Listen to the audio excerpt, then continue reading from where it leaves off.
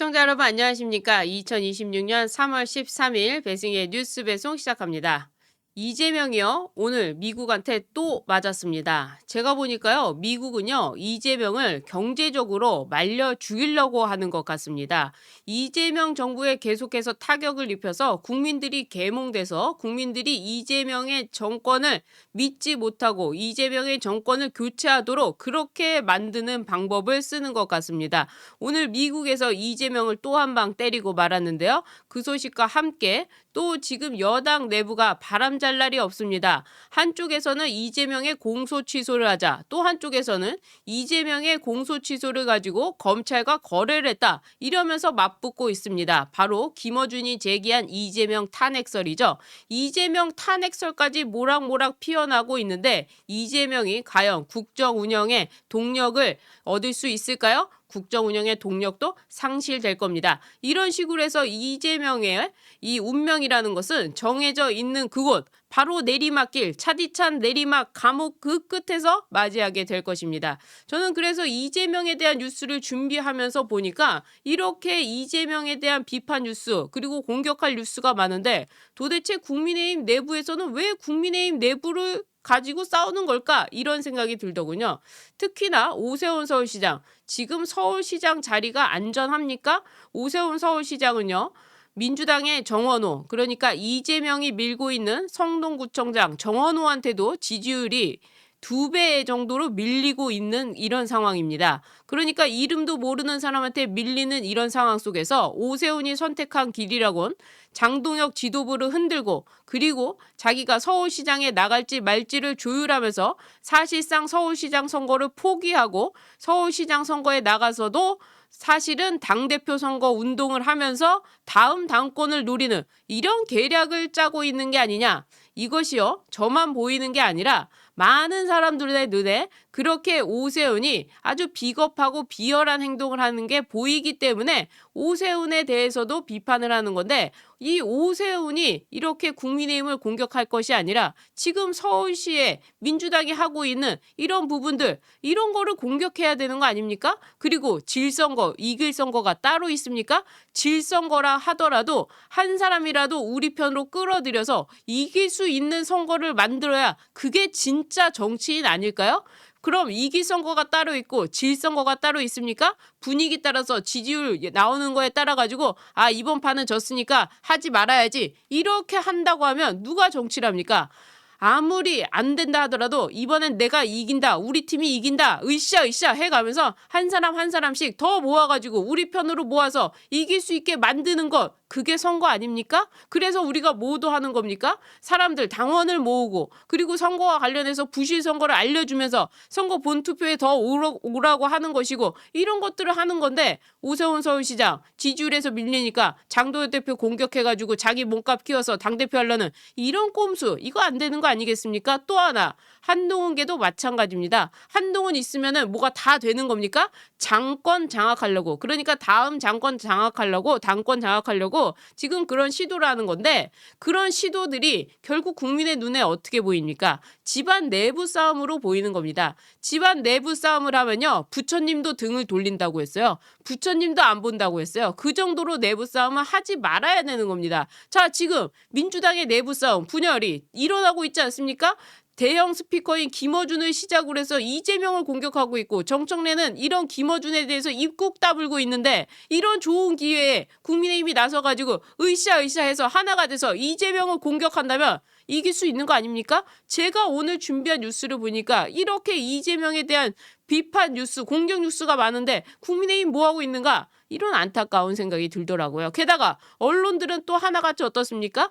이재명과 관련된 뉴스 안 나오죠? 다 국민의힘 내부 소식, 거기다가 또 각 방송사마다, 각 신문사마다, 조중동이라고 하는 보수 정론지마다 다 유튜브 있는데 거기서 또 누구 키워주고 있습니까? 오세훈, 한동훈, 이준석 이렇게 띄우고 있는데, 저는 말하고 싶어요. 그럼 니들끼리 나가서 당을 차려라. 왜 국민의힘 여기 와가지고 꿀 빨고 좋은 거 다 먹어, 과실은 얻어먹고 나쁜 거는 안 하려고 하느냐? 정말 치열하게 나가서 바닥부터 싸워야 되는 거 아니냐? 이런 생각을 하지 않을 수가 없는 겁니다. 서론이 좀 길었는데요. 자, 제가 이재명에 대한 비판 뉴스 오늘 이 시간으로 다 채워보겠습니다. 어제도 이재명을 때린 미국이 오늘도 이재명을 때렸습니다. 뭡니까? 미국의 무역 대표부, 그러니까 트럼프죠, 사실상. 이 트럼프가 한국을 어제는 구조적 과잉 생산, 너무나도 많이 생산한다. 그래서 왜 미국에서 흑자가 났는지 이해가 안 된다라고 하면서 미국의 무역법 301조, 트럼프 대통령은요, 미국이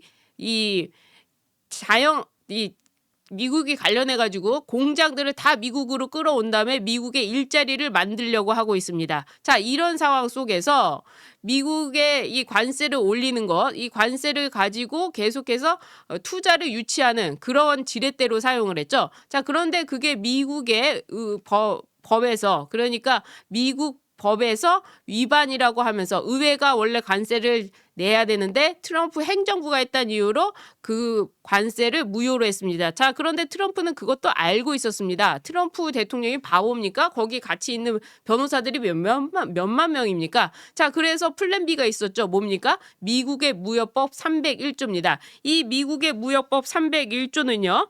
무역법 하나로 상대국의 불공정 무역 관행에 대해서 미국 정부가 관세를 어떠한 선이 없이, 리미트 없이 보복할 수가 있습니다. 관세율 상한이 없는 고율 관세와 수입 쿼터 같은 강력한 제재가 가능한 겁니다. 자, 어제도 제가 방송에서 말씀드렸어요.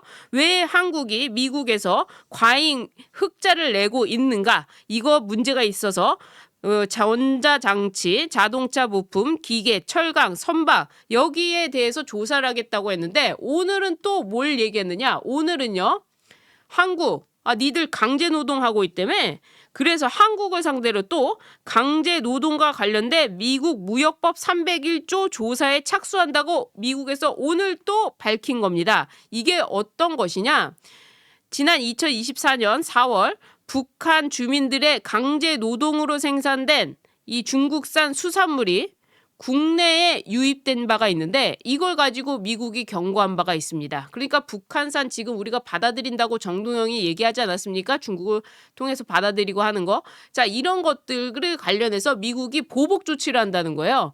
무슨 법으로? 미국 무역법 301조로 어제도 하고 오늘도 한다는 겁니다. 그래서 미국이 한국의 강제 노동으로 생산한 상품의 수입을 금지하는 것을 한국을 조사하겠다. 이렇게 나온 겁니다. 그래서 또 관세를 붙이겠다. 그러니까 관세를요. 자동차, 반도체 이런 것뿐만 아니라 모든 물건에 싹 다 붙이겠다. 그러면서 지금 전수조사를 하고 있는 겁니다. 자, 이재명 정부 이거 어떻게 할 겁니까? 지금 멍하니 당하고 있어요. 이재명이 멍하니 당하고 있는 동안 수출업계는 어떻게 될까요? 수입업체는 어떻게 될까요? 우리나라는 어떻게 될까요? 경제가 망해가는 거죠. 자, 이런 이재명을 그대로 놔두실 겁니까? 그렇기 때문에 이재명에 대한 이런 부분 안 된다. 이거 공격해야죠. 국민들이 모르면 알려주고 설명해야죠. 그리고 기자들이 모르면 기자들 불러다 기자 간담회를 하면서 이재명 정부가 이렇게 당하고 있는데 어떻게 생각하느냐. 국민의힘이 설명회를 열고 기자 설명회를 열고 해가지고 계속해서 기사를 내야 될 거 아닙니까? 안 그렇습니까, 여러분? 전 그런 면에서 답답하다라는 생각이 드는데 또 하나 이재명이요. 한번 해먹자. 제대로 해먹자. 성남시 너무 작았어. 경기도 너무 작았어. 이제 전국 단위로 해보자. 이거 정말 무슨 영화 같지 않습니까? 안남시에서 일어났던 일이 진짜 경기도 성남시 그리고 경기도에서 일어난 것 같습니다. 뭡니까? 바로 지역화폐입니다. 이 지역화폐를요. 이재명이 추경 중동발 이슈에 맞춰가지고 추경을 하자라고 하면서 현금성 지원을 할 때는 지역화폐로 하자. 그러니까 전국 단위로 지역화폐 또 한번 해먹자. 이런 얘기를 하고 있는 겁니다. 이 추경 편성 예산이요. 무려 20조 원에 가까워지는데 20조 원을 현금으로 지역화폐로 준다. 그러면 거기에서부터 시작되는 부대 비용, 수수료와 시스템 관리비. 자, 이거는 얼마나 떼먹을까요? 누가 가지고 갈까요? 현금으로 지원하는 것보다 지역화폐를 유지하는 것이 과연 좋은 것인가 하는 점에서는 그것이 아니라는 조세재정연구원의 연구 결과도 있었습니다. 그럼에도 불구하고 이재명은 지금까지도 지역화폐를 유지하고 있습니다. 왜 이러는 걸까요? 누구 때문일까요? 어디에 돈이 있을까요? 자, 이런 부분에 있어서 이재명 공격해야죠. 추경 만든다? 자, 추경을 해서 돈을 뿌린다? 지금 고물가 시대입니다. 고물가 시대에 돈을 뿌리면 어떻게 됩니까? 돈이 더 넘쳐나죠. 돈이 넘쳐나면 어떻게 되죠? 물가가 오릅니다. 이거는 기본 중에 기본. 그냥 외워두셔도 됩니다. 물가가 높을 때 돈을 풀면 물가가 더 올라간다. 그냥 상식으로 외워두시면 어디 가서 말할 수 있습니다. 자, 그런데 돈을 푼다? 그럼 물가가 더 올라가는 겁니다. 왜? 통화량이 늘어나면 화폐 가치, 이 10,000원짜리가 10,000원이 아니게 되는 거죠. 5,000원 가격으로 낮아지는 거죠. 그러니까 10,000원짜리 물건이 20,000원이 되는 겁니다. 자, 이런 화폐 가치의 하락이 되고 물가가 추가로 상승해서 결국에 서민들의 실제 소득이 줄어드는 역할. 그러니까 추경을 여기서 현금으로 푼다는 건 무엇입니까? 불난 집에 기름을 붓는 격이다. 자, 불난 집에 기름을 막 붓습니다. 그럼 불이 납니까? 안 납니까? 불이 더 활활 타오르겠죠. 자, 그리고 이 지금 추경을 하면서 구윤철 경제부총리는 빚을 내지 않고도 할 수 있다라고 했는데 천만의 말씀이죠. 10조를 가지고 추경을 하려다가 지금 20조 예산을 만든다고 하고 있는데 이런 미래 세대한테 막대한 채무를 떠넘기는 것, 그걸 하지 않기 위해서 윤석열 정부는 재정 건전성을 얘기하면서 축소했죠. 그러니까 돈을 받아먹던 좌파 이득권 카르텔이 어떻게 했습니까? 윤석열 정부 탄핵하자고 했던 거 아닙니까? 자, 그런데 이재명은 어떻게 합니까? 미래세대 나는 몰라요. 국민연금 불타도 나는 몰라요. 국민연금 관련해서 회의로 2030년까지 꾹 다물고 있어요. 내 임기 끝날 때까지 절대 열어주지 마. 그냥 돈 풀어. 내 지지율만 먹으면 돼. 다음 정권 유지하면 돼. 거기다 우원식이 이번 지방선거에 개헌까지 넣자고 하면서 4년 중임제까지 얘기하고 있습니다. 그러니까 이재명이 중임제로 한 번 더 해먹겠다. 이런 끔찍한 소리를 하고 있는 겁니다. 자, 이렇게 국가 경제에 대해서 막대한 채무를 넘기는 포퓰리즘 정책을 하는 선심성 예산 편성. 이게 결국 뭡니까? 재정 원칙을 무너뜨리는, 그리고 이재명의 정권을 유지하려는 이런 거 아니겠습니까? 이런데 국민들한테 돈 주니까 국민들이 좋아합니까? 제가 만나본 20대, 30대 사장님들은요. 돈 제발 그만 줬으면 좋겠다. 그거 주고 나면 오히려 그때 반짝 장사 잘 되고 더 안 된다. 사람들이 돈을 더 안 쓴다. 그건 공짜니까 쓰지만 지금은 자기 돈 쓰려니까 돈 아까워서 더 못 쓴다. 이런 얘기까지 하고 있는 겁니다. 자, 상황이 이렇게 심각해지는데 굳이 돈을 풀면서 또 지역화폐를 들고 나왔죠. 자, 지역화폐. 어차피 쓸 돈을 화폐 형태로 바꾸는 것 대체 효과에 불과해서 새로운 소비를 창출한다기보다 그냥 똑같은 건데 왜 지역화폐를 하느냐? 오히려 행정적 비용, 수수료와 시스템 관리비, 그게 더 낭비가 된다. 그리고 이 지역화폐는 대형 마트나 특정 업종에는 사용할 수가 없어서 소비자 선택권을 제한하고 특정 지역에만 혜택이 집중되는 불균형이 발생될 수가 있다. 지역화폐는 지역별로 쓰기 때문에 지역의 인구가 적은 곳에는 지역화폐가 덜 가겠죠. 그럼 지역마다 차이가 나는 거 아닙니까? 그렇게 지역적으로 차이가 나는 일을 왜 하는 거죠? 자, 취약계층이 있으면 취약계층에 직접적으로 현금을 지원하는 것, 그것이 더 효과적인 거 아닐까요? 네, 그런 점에서 지금 이재명의 이 추경놀이 그리고 지역화폐 놀이, 여기에 대해서 끊임없이 국민의힘이 TF를 만들어서 뭐가 됐든 간에 TF 만드는 겁니다. 이재명 지역화폐 게이트위원회, 이재명 추경 게이트위원회 해가지고 계속해서 만들어가지고 이재명을 공격해야 된다는 거죠. 아니, 이렇게 공격할 게 많은데 도대체 국민의힘 내부에서는 왜 내부 싸움을 하고 있는지 이해할 수가 없고요. 또 다른 거, 이재명이 오늘은요 이런 얘기를 했어요. 석유 최고 가격제. 자, 석유 가격 최고 가격제 전면 실시하는데 이 제도를 어긴 주유소를 발견하면 저한테 신고해 주십시오. 이런 얘기를 했습니다. 지난 5일과 6일 연일 회의에서 주유소 판매 제품에 대해서 주유소와 정유소를 악마화하면서 최고가로 받지 못하게 어느 선을 딱 정해가지고 이 주유소 가격을 정해서 일주일 만에 이게 시행이 됐습니다.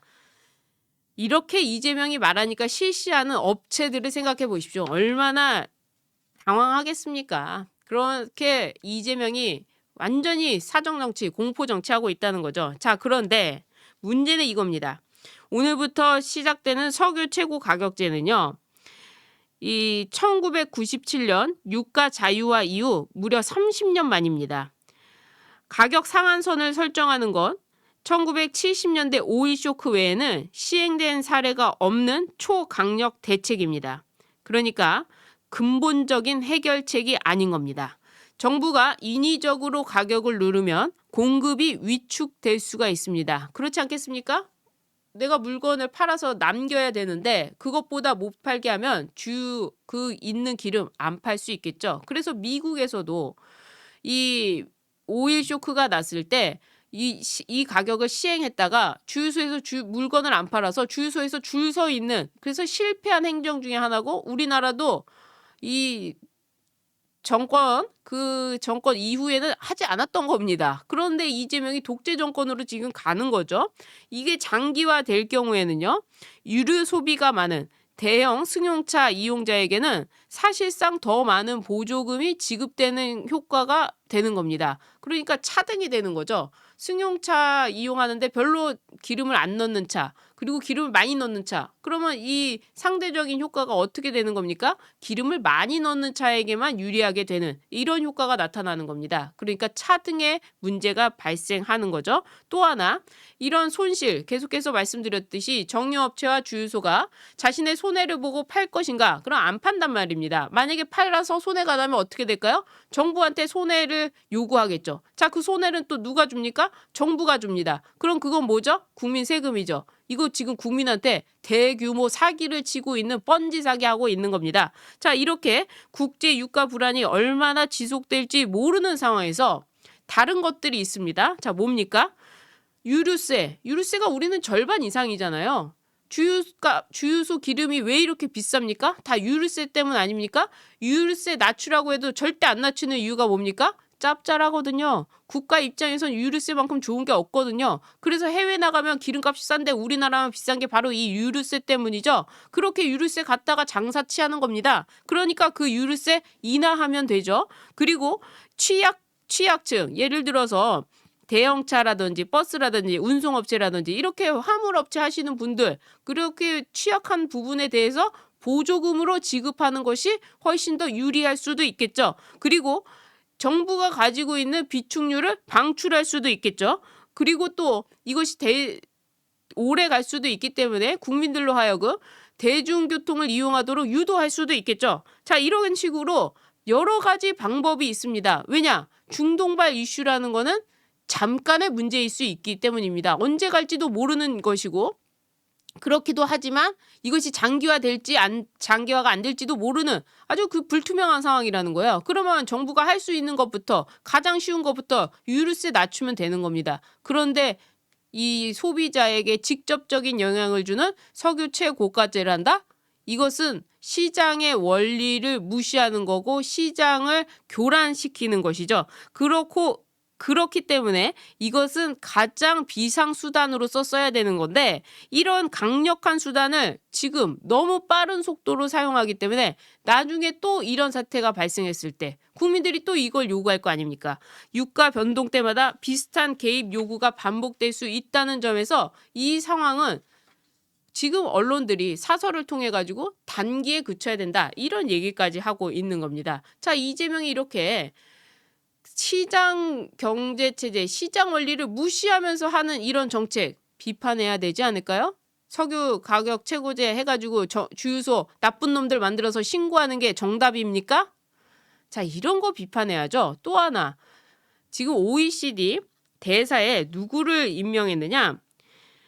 이 OECD 대사는요, 경제협력개발기구 아닙니까? 그러니까 경제관료 출신이나 국제경제 전문가가 주로 맡는 것인데, 여기에 산호맹, 사회주의 노동자 연맹, 서울대 학도 호국단 총학세장 출신, 게다가 그 서울대 뿌락치 사건 기억나시죠? 서울대에 들어온 사람들을 뿌락치로 오인해가지고 무고한 사람을 때려 그렇게 만든 사건, 유시민도 관련돼 있는 그 사건 아닙니까?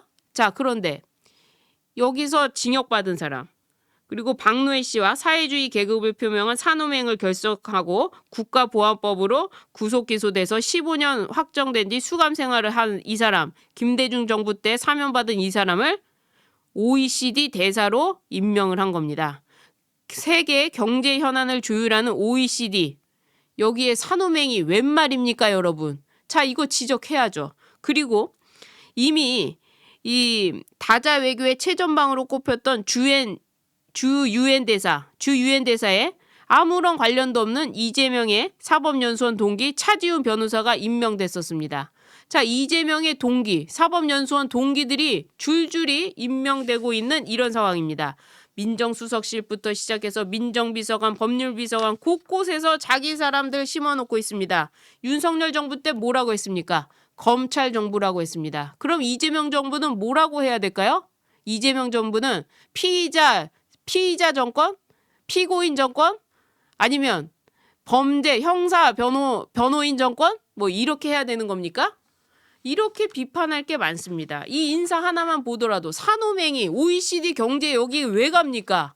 자, 그리고 공소 취소 관련해서 지금 김어준이야 당당하죠. 아니 내가 한 거냐? MBC 정인수 기자가 특종한 거고 그 사람이 책임지는 거지 왜 나한테 이러느냐? 그래서 민주당이 지금 어떻게 하느냐? 김어준만 빼고 고발한답니다. 김어준을 빼는데 정청래가 강력 대응하겠다 했는데 김어준은 뺀다는 겁니다. 자, 여기서 우리는 어떻게 해야 될까요? 박수치고 여기다가 진짜 불 붙게 기름 부어줘야죠. 그리고 바람 불어줘야죠. 김어준과 정청래, 문재인 조국. 자, 이렇게 이재명을 흔들고 있습니다. 제가 좌파 패널들과도 좀 이야기를 해봤는데 이거 가지고 김어준 끝났다 하면서 김어준을 욕하지 않을 수 없다. 이제 김어준을 욕하는 것이 분위기다. 뭐 이렇게까지 지금 나오고 있는 상황입니다. 자, 이럴 때 이런 대형 스피커 무너뜨려야죠. 김어준이 잘못됐다. 그리고 이재명은 공소취소 거래했다. 그러니까 탄핵시켜야 된다. 법무장관 탄핵하자 하면서 지금 막 탄핵으로 나가야 되는 거 아닙니까? 그리고 국민의힘 패널들도 마찬가지입니다. 무조건 그 방송에 나가서 물어보면 한동훈에 대한 거 물어보면 한동훈이 지금 중요합니까? 이재명의 공소 취소 거래설이 더 중요합니다 하면서 이재명 얘기 막 하는 겁니다. 계속해서 민주당이 했던 것처럼 기승전 도이치모터스 했던 것처럼 기승전 이재명 공소 취소로 계속 물타기를 하면서 나가야 되는 겁니다. 왜 이런 걸 안 할까? 제가 강의를 하자고 몇 번이나 국힘에도 얘기를 해봤는데 뭐 유튜버랑 섞이면 안 된다. 국민의힘 안에서 대변인들 안에 말 나온다. 이런저런 핑계를 대면서 얘기를 하더군요. 정말 답답하기 짝이 없습니다만 저는 그것과 상관없이 이재명에 대한 비판 그리고 이재명에 대한 공격 저는 여러분들과 함께 하겠습니다. 그래서 여러분들이 눌러주시는 구독 버튼 정말 큰 힘이 됩니다. 여러분이 저의 든든한 177만의 대원군이 되시는 겁니다. 우리 병력이 함께 되는 겁니다. 여러분들 많은 구독 버튼 눌러주시고요. 좋아요 버튼, 응원의 댓글도 많이 남겨주시길 부탁드립니다. 시청해주신 여러분 고맙습니다.